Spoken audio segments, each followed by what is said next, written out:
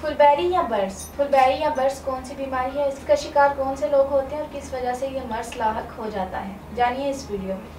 अस्सलाम वालेकुम नाज़रीन, उम्मीद करती हूँ आप सब खैरियत से होंगे। नाज़रीन, आज हम ऐसे मर्ज के बारे में बात करने जा रहे हैं जिसका शिकार मर्द और ख़वातीन दोनों होते हैं, जिसका नाम फुलबेरी है।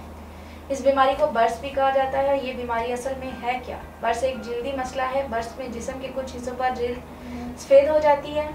आजकल के दौर में ये मर्ज आम पाया जाता है और अक्सर लोगों को इसकी शिकायत होती है। बर्स एक जल्दी बीमारी है जो आहिस्ता आहिस्ता फैलती है।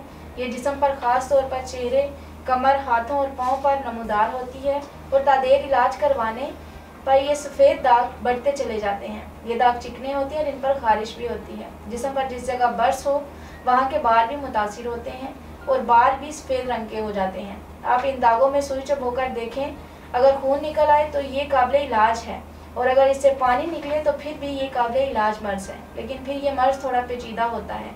ये मर्ज मर्द और औरतों में यकसा पाया जाता है। इस मर्ज में उम्र का कोई दखल नहीं होता। ये मर्ज किसी भी उम्र में हो सकता है। इस मर्ज की खास वजूहात ये हैं। वैसे तो इस मर्ज की असल वजह अभी तक मालूम नहीं हो सकी। आमतौर पर कहा जाता है खून में खराबी इसकी खास वजह है। खून में ज़्यादा गर्माइश हो जाना, बासी अशिया का खाना और आछिक भी इसकी एक वजह है। जिसको ये मर्ज हुआ हो इसे इस मर्ज की तशखीस करवानी चाहिए। आम लोगों में ये तासुर पाया जाता है कि मछली के बाद एकदम दूध पीने से ये मर्ज लाहक हो जाता है, क्योंकि मछली तासीर में इंतहाई गर्म होती है, जबकि ऊपर से दूध पीने के बाद रिएक्शन के नतीजे में ये मर्ज सामने आता है, जिसे फुलबेरी या बर्स कहा जाता है। इसको वेटिलिगो यानी लिकोडर्मा भी कहा जाता है। जिस्म में ऐसे सेल होते हैं जो जिल्द की रंगत बनाते हैं। इस मर्ज में वो मुतासिर हो जाते हैं, जिसके नतीजे में सफ़ेद धब्बे नमूदार हो जाते हैं। ये बीमारी मौरूसी भी हो सकती है।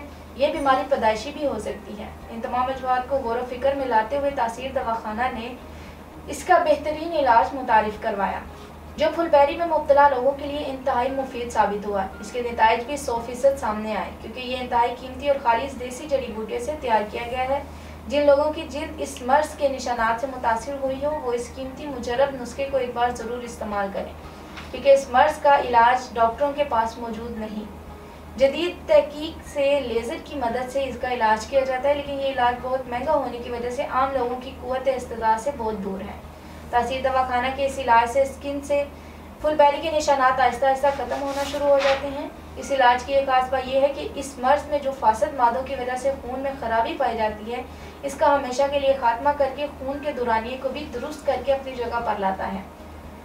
तासीर दवाखाने का फुलबेरी के लिए इलाज हर तरह के केमिकल और स्टेरॉइड से पाक मुकम्मल तौर पर हर्बल और कीमती जड़ी बूटियों से तैयार किया गया है, जिसके किसी भी किस्म के कोई साइड इफेक्ट नहीं है, क्योंकि इस मर्ज का मुकम्मल तशखीस के बाद प्रॉपर इलाज किया जाता है। इससे पैदा होने वाले असरात को भी ख़त्म किया जाता है और बगैर किसी ऑपरेशन के फुलबेरी का 100% खात्मा हो जाता है। अगर आप इस मर्ज में मुब्तला हैं तो मज़ीद देर ना करें, क्योंकि ये मर्ज शिद्दत इख्तियार करके लाइलाज हो जाता है। आज ही तासीर दवाखाना तशरीफ लाएं और अपना इलाज शुरू करवाएं और ख़ुद को इस बेढंगी बीमारी से निकालें जो इंसान के चेहरे, हाथों, पाँव को बदसूरत बना देती है। अब मैं आपको कुछ हदायत बताती हूँ जिस पर अमल करके आप जल्द अज जल्द इस मर्ज से छुटकारा हासिल कर सकते हैं। अपनी खुराक सादा और मतवाज़न रखें। बाजारी और बासी अशिया से मुकम्मल परहेज़ करें। खट्टी, बादी और चटपटे खानों से परहेज़ करें। ताज़ा सब्जियों का इस्तेमाल करें। सलाद, दही और पनीर वगैरह का इस्तेमाल ज़रूर करें। सॉफ्ट ड्रिंक और अल्कोहल वगैरह का भी बिल्कुल इस्तेमाल ना करें। फलों का जूस या मिल्क शेक रेगुलर इस्तेमाल करें, जो सेहत के लिए बहुत मुफीद है। दिन में कम से कम 2 बार ज़रूर नहाएं। नहाने के बाद धूप में 10 मिनट ज़रूर बैठें। खुद को साफ़ सुथरे माहौल में रखें, खुली फ़िज़ा में रहें ताकि आपको फ्रेश ऑक्सीजन मिल सके। सुबह की फ्रेश ऑक्सीजन बहुत मुफीद है। गर्म तासीर वाली ग़िज़ाओं से मुकम्मल परहेज़ करें। आज ही तासीर दवाखाना तशरीफ़ लाएं और मुकम्मल चेकअप के बाद अपना इलाज करवाएं। इसी के साथ आज के प्रोग्राम का इख्तिताम करती हूँ। अगले प्रोग्राम में नए मौजू के साथ दोबारा हाजिर होंगी। तब तक के लिए मुझे इजाज़त दीजिए। अपना ख्याल रखिएगा। अल्लाह हाफिज़।